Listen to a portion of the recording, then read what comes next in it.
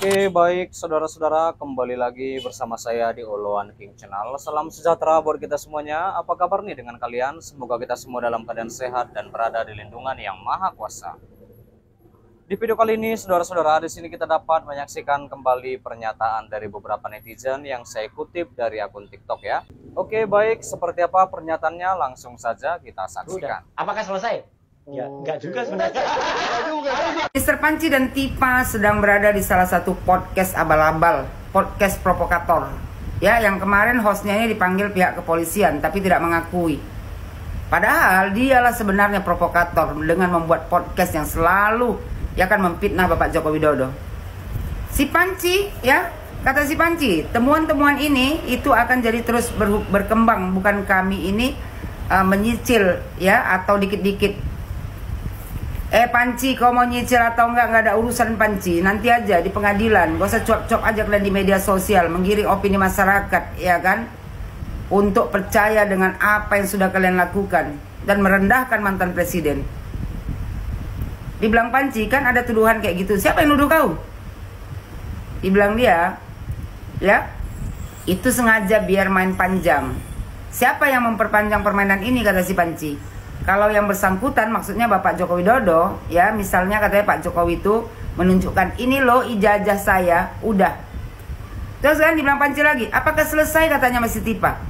Ya enggak juga sebenarnya, sambil ketawa. Manusia tak tahu malu semua ini. Inilah si Tipa ini, perempuan gila, ya, nggak sadar diri. Kau nanti sadarnya ya kan kalau kau sudah berada di Hotel Prodeo. Kelakuan kau tuh makin lama makin menjijikkan. Dibilang si Panci ya kan, ijazahnya harus diperiksa dulu. Panci, kau pikir kau siapa? Seorang Joko Widodo mau menunjukkan ijazah aslinya di depan muka kau tuh sama muka si Tipa. Aneh kalian ini, makin lama makin melunjak. Penghinaan kalian kepada mantan presiden ini sudah keterlaluan. Ya, aku berharap mudah-mudahan kalian ini akan dapat hukuman di atas 20 tahun penjara. Terus hostnya lagi bilang ya, host provokator ini, ya apalagi dilihat itu fotonya, foto siapa? Coba dicocokkan dengan Dumatno. Gila nggak nih? Kau pun mudah-mudahan nanti ya terjerat juga kau dengan memfitnah Bapak Joko Widodo. Nanti kalau udah di kantor polisi kau nggak usah sok ini kau, ya sok nggak terlibat. Padahal kau lah provokatornya. Tuh Panci bilang iya itu juga termasuk. Panci bertanya sama si sama si Tipa Benga ini. Dok, kan seseorang itu kan kalau misalnya bibirnya dulu tuh tipis gitu, apa bisa kemudian Panci nunjukkan bibirnya kayak gini? Maksudnya doer kayak gitu, sambil ketawa. Penghinaan luar biasa sama Bapak Joko Widodo ini. Sakit hati kita mendengarnya. Ya kan? Terus kata si host ini, ya si provokator ini, jadi tebal gitu. Operasi kali dia. Kentut. Ya, banyak gaya kau. Iya, itulah dia saudara-saudara pernyataan dari beberapa netizen yang saya kutip dari akun TikTok. Seperti apa nih tanggapan kalian? Silahkan tinggalkan di kolom komentar ya.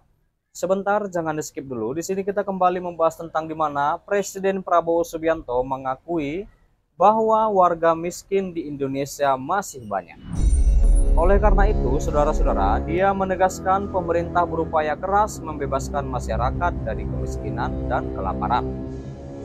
Indonesia masih memiliki banyak rakyat yang hidup dalam kemiskinan dan kelaparan. Itulah sebabnya kami ingin berkonsentrasi untuk mengangkat rakyat kami dari kemiskinan, memberantas kelaparan, dan memberikan pendidikan kepada semua anak-anak kami, kata Prabowo saat membuka acara Indonesia Defense 2025 di J-Expo Kemayoran, Jakarta Pusat, Rabu 11 Juni 2025. Semoga segera terrealisasikan ya saudara-saudara. Dan dia pun optimistis bahwa Indonesia akan bebas dari kemiskinan sebelum 2045. Wah, masih lama sekali saudara-saudara, 2045. Dia mengaku telah mempelajari data secara keseluruhan dan berkomitmen untuk mencapai tujuan tersebut. 2045 hanya 20 tahun lagi. Anak-anak muda sekarang jadi dikatakan teknokrat muda yang umurnya 30-20 tahun lagi mereka yang akan pemimpin republik ini dan Disitulah kita bisa keluar dari kemiskinan untuk seluruh rakyat kita.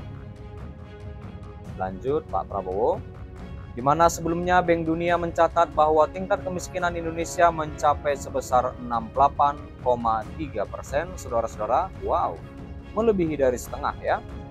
Dari total jumlah penduduk pada 2024 sebanyak 285,1 juta. Dengan demikian jumlahnya setara dengan 194,72 juta jiwa. Nah, lalu saudara-saudara, jumlah penduduk miskin itu tentu naik bila dibandingkan dengan penggunaan garis kemiskinan negara berpendapatan menengah. Menengah atas sebelumnya yang sebesar 6,85 US dollar 2017 PPP. Dengan ukuran itu, tingkat kemiskinan Indonesia sebesar 60,3%.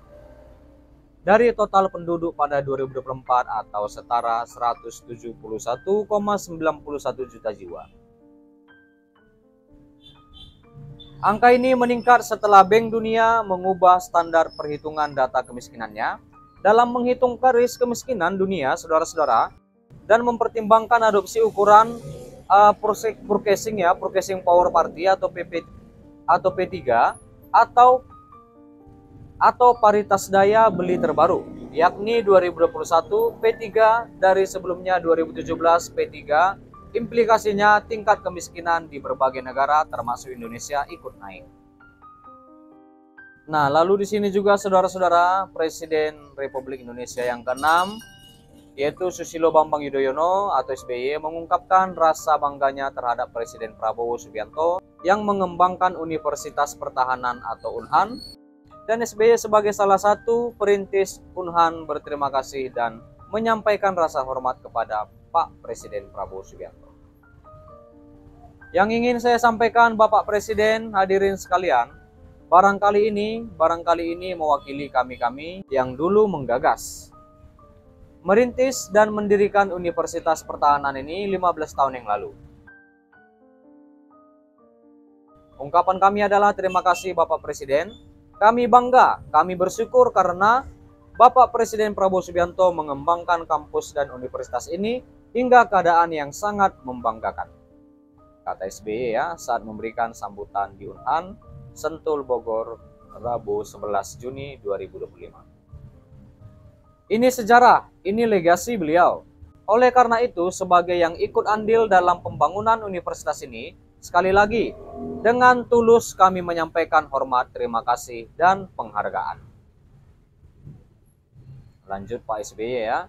Iya. Baik saudara-saudara, sampai di sini dulu pertemuan kita, di mana kita juga sudah membahas tentang Prabowo akui banyak warga miskin di Indonesia, dan kita sudah mendengarkan juga pernyataan dari beberapa netizen yang saya kutip dari akun TikTok.